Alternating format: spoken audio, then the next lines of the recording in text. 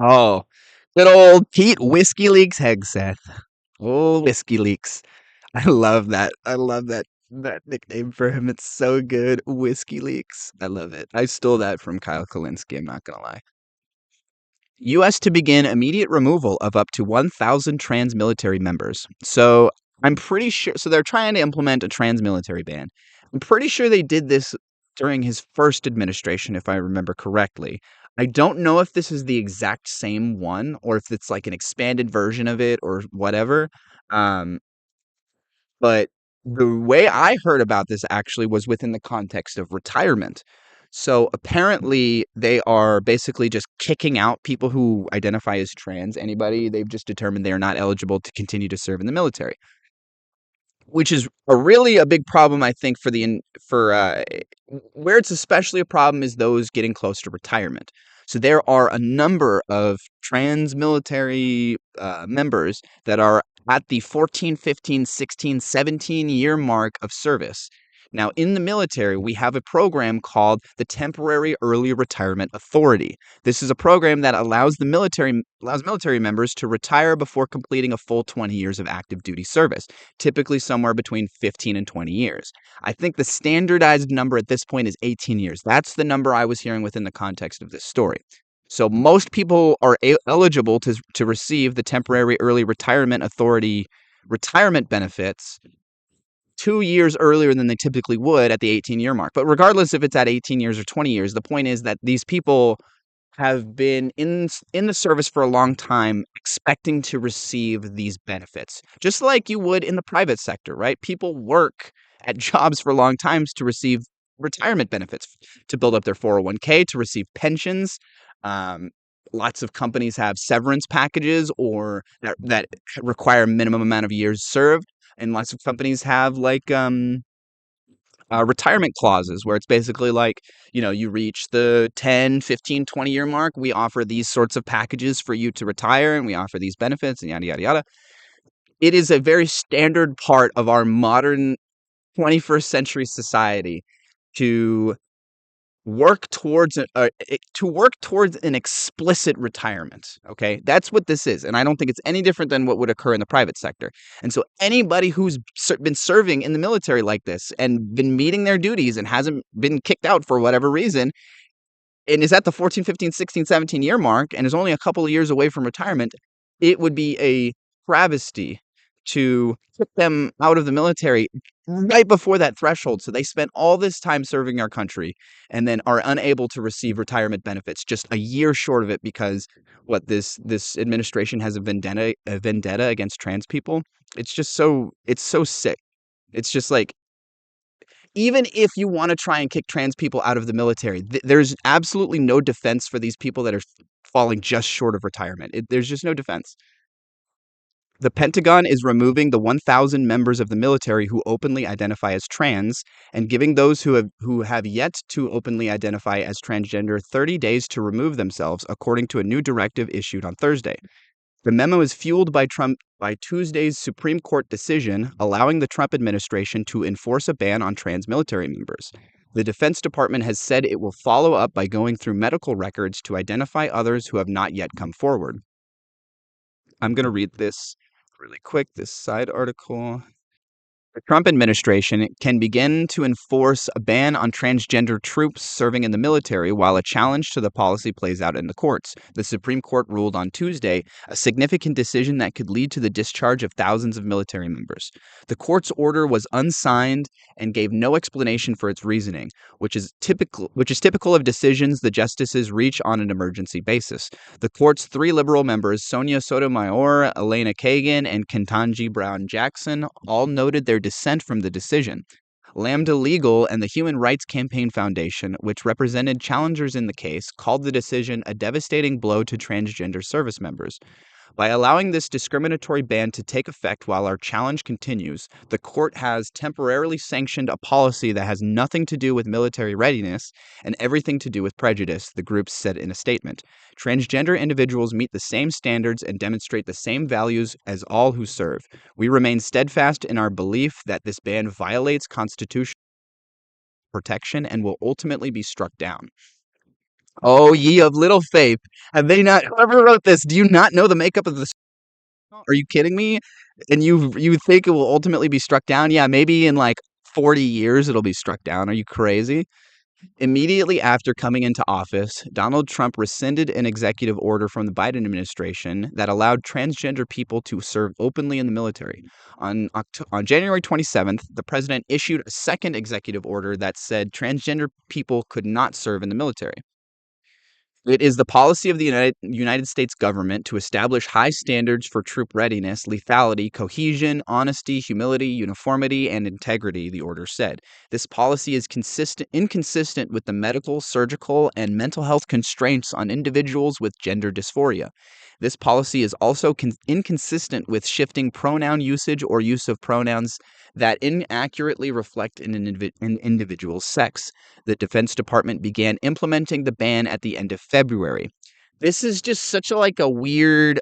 I feel like this exact same reasoning can be used to keep women out of the military. And I think a lot of the same people that are against trans people in the military are against women in the military, I would imagine, because they're not as physically strong as men. They're not as able-bodied or whatever the weird reasoning is, even though like the way the military works is like they have a threshold of like physical ability and readiness and training and all that stuff, and you have to get above that threshold, right? There isn't a different threshold for men and women as far as I understand. It's basically the same threshold, or if it is different, it's proportional, like it's proportionalized to the different genders.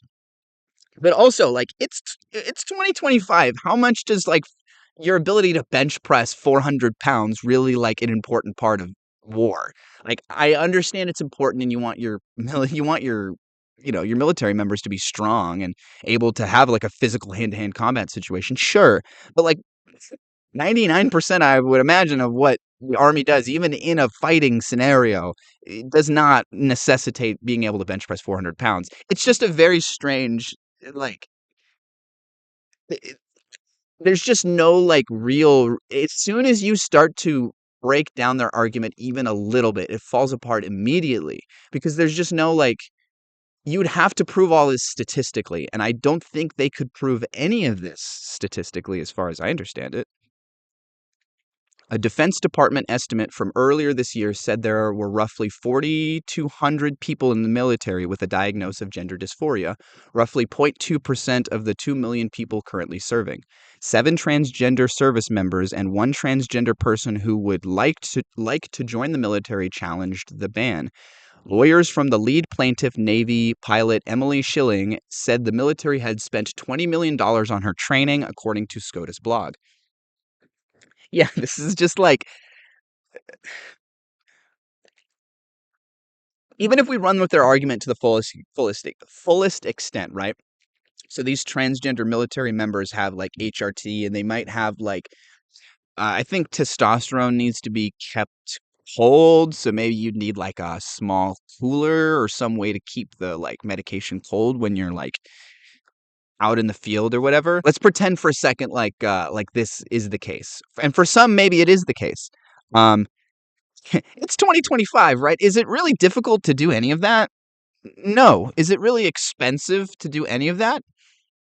No. And within the context of the $20 million we spent training this military fighter jet pilot, we aren't willing to spend that little bit extra to support their their medical needs. It just seems so like it's like cutting off your nose to spite your face. It's just so short-sighted and stupid. Several lower courts had halted the ban. The case before the Supreme Court involved a ruling from U.S. District Court Judge Benjamin Settle, who blocked the ban in March. The government's arguments are not persuasive, and it is not an especially close question on this record, Settle, an appointment of George W. Bush, wrote at the time. The government's unrelenting reliance on deference to military judgment is unjustified in the absence of any evidence supporting the military's new judgment reflected in the military ban. Ooh, that's such a weird sentence. What is he saying there? Basically, he's saying typically we defer to the military to make these sorts of decisions, but the fact that they're not providing any actual evidence to support their reasoning means that we basically should not defer to them, and that there's no it is not a rule that we defer to them. And to the extent that we have the ability and we should restrict that deference, this is an example of that, because they're just making this decision with absolutely no reasoning given. And he's also arguing, I think, that the government's arguments are not persuasive, and it is not an especially close question on this record. To me, that also says he's furthermore taking another step forward and saying, I don't think that even if you did try and present an argument, I don't think there really is much of an argument here. At least it seems like that's what the judge is trying to say. Another judge, Anna Reyes of the U.S. District Court in Washington, D.C., also blocked the ban, saying it was soaked with animus and dripping with pretext. The Trump administration asked the Supreme Court to intervene last month. The district court issued a universal injunction usurping the executive branch's authority to determine who may serve in the nation's armed forces, John Sauer, the U.S. Solicitor General, wrote in a brief to the court. Trump's ban is broader than a similar policy enacted during his first term. Okay, so that answers my question from before. So it isn't the exact same one. It is an expanded version of the prior military ban trans-military ban from his first term. The previous policy allowed those who had come out before the ban to continue to serve in the military. The more recent policy affects nearly all active serving transgender members.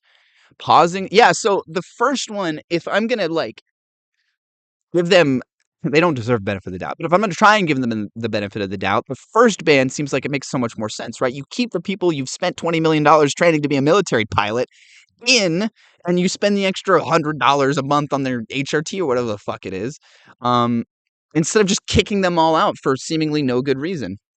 Pausing the order, Schilling's lawyers said, would upend the status quo by allowing the government to immediately begin discharging thousands of transgender service members, thereby ending distinguished careers and gouging holes in military units. A majority of Americans support allowing transgender people to serve in the military, according to a February Gallup poll. However, there is a sharp partisan split. While 84% of Democrats favor such a policy, only 23% of Republicans do. I don't understand what is the actual good faith reasoning for why trans people should not be allowed in the military. The military readiness argument completely falls apart as soon as you understand how the military goes about establishing and grading and certifying military readiness. Once you understand anything about that process, if you don't even need to know about it. Once you think about it for 5.5 seconds, you realize that this doesn't make sense. And that such a broad policy, they literally go case by case. That is their whole thing. They train people case by case. You will be discharged from boot camp, or you will be kicked out if you're unable to meet their thresholds and do their standards and do what they ask you to do. It's not this isn't affirmative action for trans people in the military. It's just so I cannot even conceive of a good faith argument for why you wouldn't allow it. I can't. All right, let's go back to the main article. Officials have said that as of December 9th, 2024, there were 4,240 troops diagnosed with gender dysphoria in active duty, National Guard, and Reserve Service, representing a tiny fraction of the 2 million people in service, although they acknowledge the number may be higher. The memo released on Thursday mirrors one sent out on Friday, but any action was stalled at that point by several lawsuits. When the initial Pentagon directive came out earlier this year, it gave service members 30 days to self-identify. Since then, about 1,000 have done so. This is so, did they trick them? It seems like they might have tricked them.